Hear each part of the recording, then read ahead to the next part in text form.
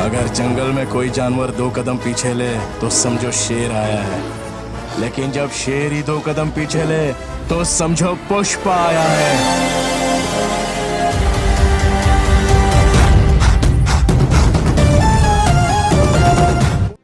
पुष्पा 2 की शुरुआत होती है आईपीएस भंवर सिंह शेखावत से। पुष्पा की बेइज्जती करवाने के बाद शेखावत अपने घर चला जाता है और सोचने लगता है कि पुष्पा से बदला कैसे लिया जाए। और दूसरी तरफ पुष्पा अपनी शादी में पहुंच जाता है। वहां पर सभी लोग उसको बिना कपड़े के देखकर हैरान हो जाते हैं। पुष्पा की शादी शुरू हो जाती है। जैसे ही पुष्पा और श्रीवल्ली फेरे लेने के लिए उठते हैं, तभी वहां पर पुष्पा का बड़ा भाई शादी रोकने के लिए आ जाता है। पुष्पा का भाई सभी के बीच में पुष्पा की बेइज्जती करने लगता है। पुष्पा उसे मारने के लिए जाता है, तभी पुष्पा की माँ उसे रोक लेती है। पर पुष्पा का बड़ा भाई पुष्पा की माँ को बुरा भला कहने लगता है। तब पुष्पा उसे मारने के लिए जाता है। पुष्पा अपने भाई को खूब मारता है और अपने भाई से वो चेन भी छीन लेता है जो उसने उससे बचपन में छीनी थी। थोड़ी देर में वहां पर पुष्पा की भतीजी आकर उसे रोक देती है। पुष्पा का बड़ा भाई अधमरा हो जाता है। अब सभी लोग पुष्पा के भाई को हॉस्पिटल ले जाते हैं और यहाँ पर पुष्पा की शादी दोबारा से शुरू हो जाती है और अब शादी पूरी भी हो जाती है। अगले दिन हमें दिखाया जाता है कि शेखावत अपने घर में बैठा है और सोच रहा है कि पुष्पा से अपनी बेइज्जती का बदला कैसे लिया जाए। दूसरी तरफ हमें जोली रेड्डी को दिखाया जाता है कि धीरे धीरे करके वो भी ठीक हो रहा है। और दूसरी तरफ मंगल सीनू का गला उसकी पत्नी ने काट दिया था। वो भी बेड पर पड़ा है और उसकी पत्नी और वो भी सोच रहे हैं कि मंगल सीनू के साले की मौत का बदला पुष्पा से कैसे लिया जाए। शेखावत पुष्पा के सभी दुश्मनों को इकट्ठा करने के लिए पुष्पा का बैकग्राउंड जानने लगता है। शेखावत को पता चल जाता है कि पुष्पा के कई दुश्मन हैं। शेखावत जानता था कि पुष्पा अब काफी बड़ा आदमी बन चुका है। वो अब अकेला पुष्पा का कुछ नहीं बिगाड़ सकता, क्योंकि पुष्पा के सर पर अब एमएलए का हाथ है। इसीलिए शेखावत पुष्पा के सभी दुश्मनों को इकट्ठा करने में लग जाता है। एक एक करके शेखावत मंगल सीनू और जोली रेड्डी को अपने साथ मिला लेता है। मंगल सीनू और जोली रेड्डी भी अब बिल्कुल ठीक हो चुके हैं। दूसरी तरफ एमएलए के साथ मिलकर पुष्पा अपना साम्राज्य दूर दूर तक फैलाने लगता है। पुष्पा अब चंदन की लकड़ियों की सप्लाई विदेशों में और भारत के कई बड़े बड़े शहरों में भी करने लगता है। अब चंदन की लकड़ियों की सप्लाई भारत में बेंगलुरु, मुंबई, कोलकाता जैसे कई बड़े बड़े शहरों में होने लगी है और चंदन की सप्लाई जापान और श्रीलंका में भी होने लगी है। पुष्पा का बिजनेस फैलाने में जोली रेड्डी के बड़े भाई जक्का रेड्डी का काफी बड़ा हाथ है। जक्का रेड्डी अभी तक पुष्पा के साथ इसीलिए है क्योंकि पुष्पा ने उसकी जान बचाई थी, पर आने वाले समय में जक्का रेड्डी भी पुष्पा से बदला लेगा, क्योंकि पुष्पा ने ही उसके भाई जोली रेड्डी को मारा था और जोली रेड्डी को अधमरा कर दिया था। अब शेखावत, मंगल सीनू और जोली रेड्डी पुष्पा को मारने का प्लान बनाने के लिए एक मीटिंग रखते हैं। अगले दिन मंगल सीनू और जोली रेड्डी उस मीटिंग में पहुंच जाते हैं। शेखावत इन्हें कहता है कि हमें सिर्फ पुष्पा को मारना नहीं है, पहले पुष्पा को तड़पाना है और एक एक करके उसके सभी चाहने वाले उससे छीनने हैं। तब हमें आखिरी में जाकर पुष्पा को मारना है। शेखावत की इस बात से मंगल सीनू और जोली रेड्डी सहमत होते हैं। तभी मंगल सीनू कहता है कि पुष्पा बहुत चालाक और ताकतवर आदमी है और अब तो उसके सर पर एमएलए का हाथ भी है, इसीलिए पुष्पा तक पहुंच पाना काफी ज्यादा मुश्किल हो गया है। पर शेखावत कहता है कि अगर तुम दोनों मेरा साथ दो तो हम तीनों मिलकर पुष्पा को कुत्ते की मौत मारेंगे, पर हमें पुष्पा को मारने के लिए एक जबरदस्त प्लान तैयार करना पड़ेगा।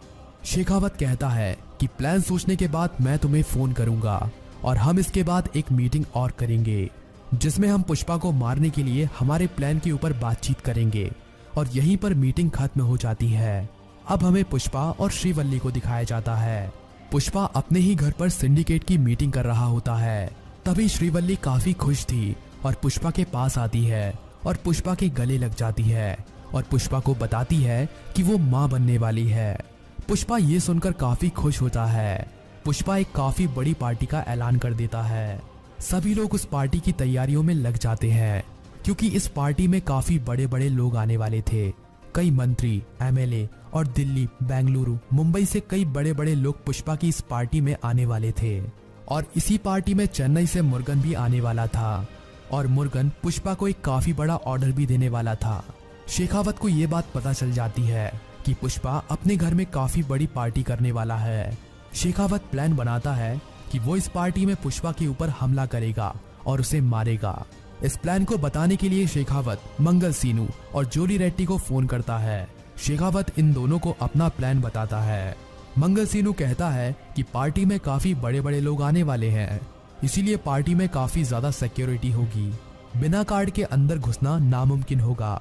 पर शेखावत कहता है कि मेरा दिमाग एक पुलिस वाले का दिमाग है, तुम बस अपने आदमियों को तैयार रखना, मैं खुद उनके साथ पार्टी में अंदर जाऊंगा और पुष्पा के चाहने वाले हर एक को और पुष्पा को भी मैं ही मारूंगा। मंगल सीनू अपने आदमियों को हथियार देकर तैयार करता है।